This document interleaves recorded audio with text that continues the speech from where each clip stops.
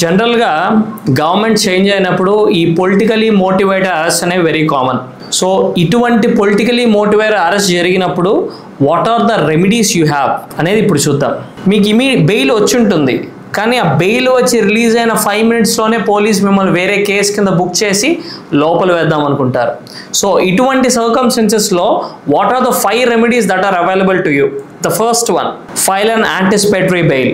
ఇమీడియట్గా sessions court లేదా హైకోర్టులో ఒక యాంటిసిపేటరీ బెయిల్ అనేది మీరు అప్లై చేసుకోండి. అండ్ దీంట్లో మీరు ఖచ్చితంగా మెన్షన్ చేయాల్సిన పాయింట్స్ ఏంటంటే, మీకు ఆల్రెడీ బెయిల్ ఇచ్చారు and police are acting విండిక్టివ్లీ.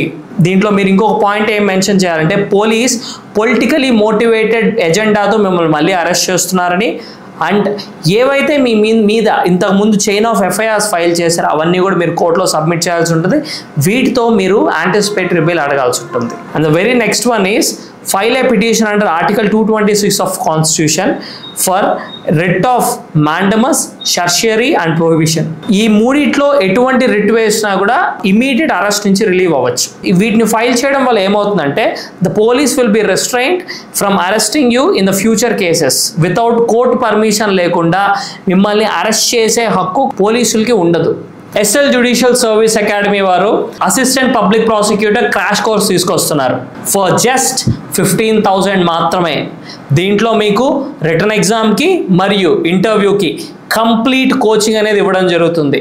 For more details contact 8125974598 and the batch starts from 11th August 2025.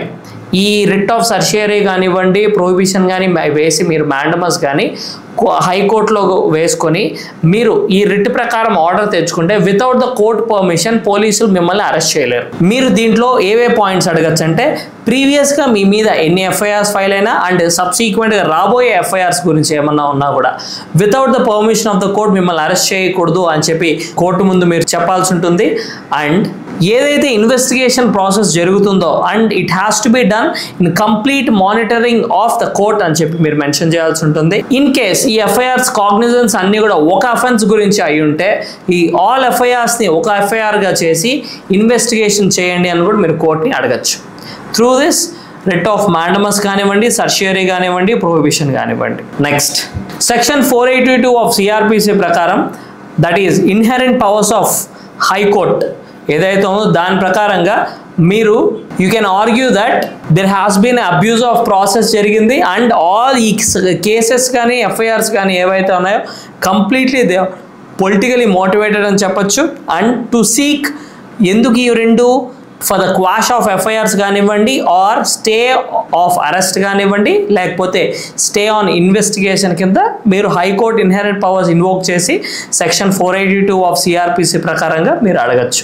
Next, file A contempt petition if earlier high court order కనుక వైలేట్. అంటే మీరు రిట్ వేసుకొని హైకోర్ట్ ఆర్డర్ తెచ్చుకున్నప్పటికీ కూడా మిమ్మల్ని arrest చేస్తే మీరు contempt అనేది ఫైల్ చేసుకోవచ్చు under contempt of courts act 1971 ప్రకారంగా.